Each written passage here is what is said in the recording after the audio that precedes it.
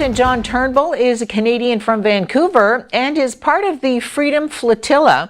That's a group of medical professionals, journalists, and social justice advocates who are trying to reach Gaza to deliver badly needed medical supplies to the besieged region.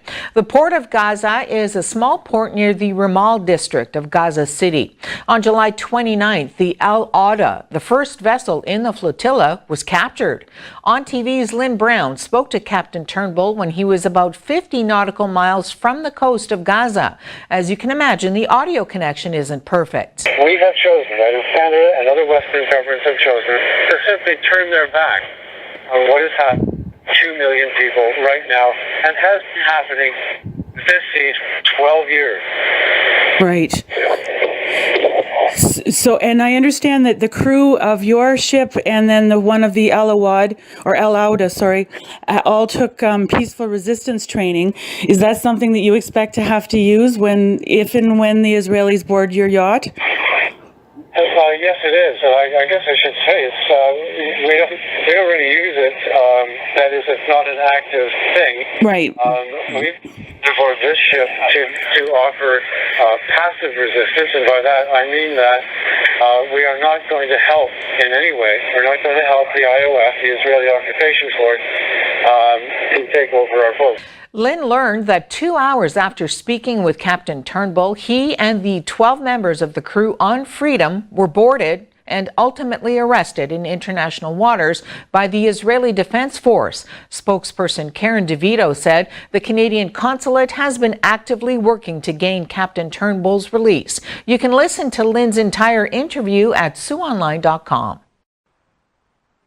After more than 2 weeks fighting a forest fire in Ontario's cottage country, the Ministry of Natural Resources says Parry Sound 33 is almost contained. The fire didn't grow yesterday and is still listed at 11,362 hectares and is burning about 5 kilometers from Highway 69. Despite the progress, evacuation orders and alerts remain in place. Some parts of the municipality of Killarney remain evacuated, not including the village itself of Killarney. About 175 people from Henvey Inlet First Nation who left their homes back on July 21st are still waiting to hear when they can return. An evacuation alert for about 1,000 people in the nearby town of Albin also remains in effect.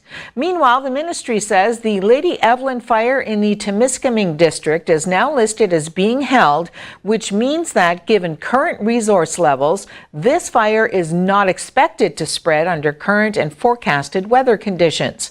The ministry says crews have started removing sprinkler systems that were set up to protect buildings in the area. Across northeastern Ontario, there are currently 43 active forest fires, 14 of them listed as not under control. Toronto police mounted a dramatic elevator rescue last night while the city was being drenched by a heavy rainfall that caused flash flooding, street closures, and several cars to be trapped in flooded underpasses.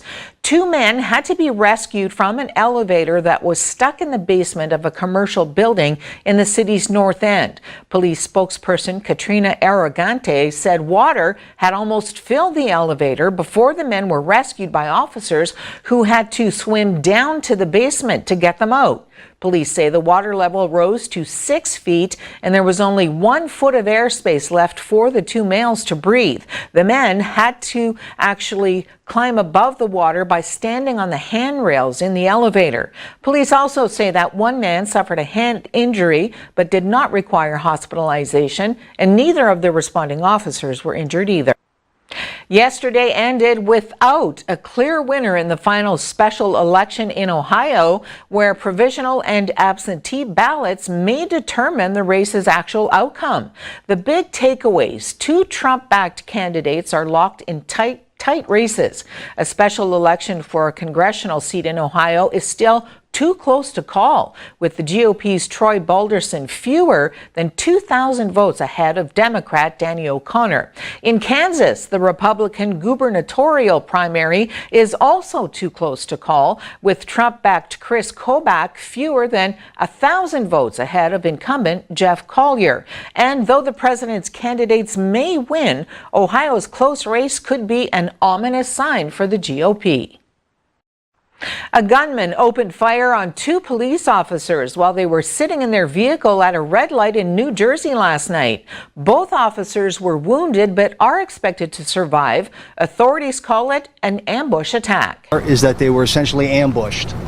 A male walked up and began opening fire. We have anywhere between 10 and 25 rounds that were fired at the officers. After receiving fire, one of the officers was able to return fire. We have no indication of whether anyone else was hit or not. Suspects then fled the area. At this point in time, our officers have non-life-threatening injuries, but not for the grace of God, to be quite frank with you, because the amount of rounds that were fired at close range and particularly through the windshield. But our officers are currently being treated in Cooper University Hospital. They're expected to survive their injuries.